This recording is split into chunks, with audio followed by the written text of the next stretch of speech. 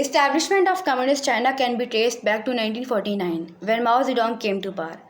The Cultural Revolution came in response to the grave injustices done by the landowning class on the peasantry. In fact, Mao himself was son of a farmer. He was the one who militarily led the uprising in China against the rich gentry. Till his death, Mao furthered the idea of communism as envisaged by Karl Marx and Lenin. Communism, as propounded by Marx and Lenin, aimed at establishing a stateless and classless society in Soviet Russia, and that's how the Russian Revolution began, which later led to creation of USSR in 1919. It envisioned dictatorship of the proletariat. But Maoism focused on the rise of peasantry specifically only. After the death of Joseph Stalin, who ruled Russia with iron fist, there emerged a tug of war between Soviet and China as to who would be the flag bearer of communism and which country would enhance the effects of domino theory. In fact, it was US President D.D. Eisenhower who coined this term as to define how the countries of Eastern Europe were falling prey to the spread of communism. This happened at the height of Cold War, which itself was a diplomatic verbal war between capitalism and communism. In fact, many countries such as Korea, Vietnam had turned communist, which US probably did not like. Countries near to the US mainland such as Cuba was a volatile region. Then began the Cuban Missile Crisis, when Soviet submarine stationed its missile near a small country.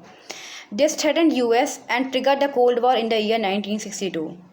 When in 1991, after the disintegration of Soviet Union, world leaders predicted the fall of communism, then they were wrong, as Communist China was already in the making and rising.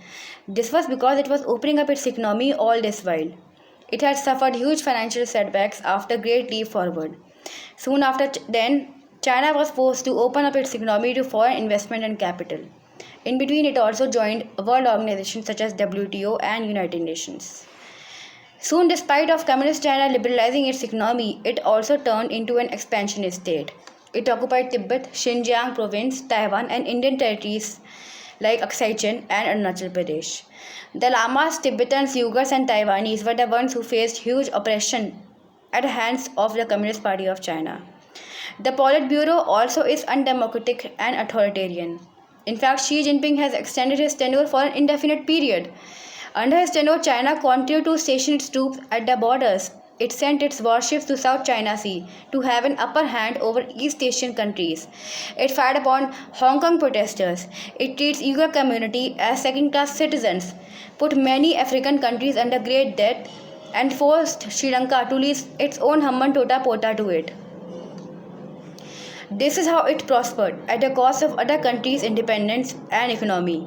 In fact, this was not the communism of Communist Manifesto. It never imagined that a provincial country like China would turn out to be so belligerent. In fact, this is where the whole theory falsified.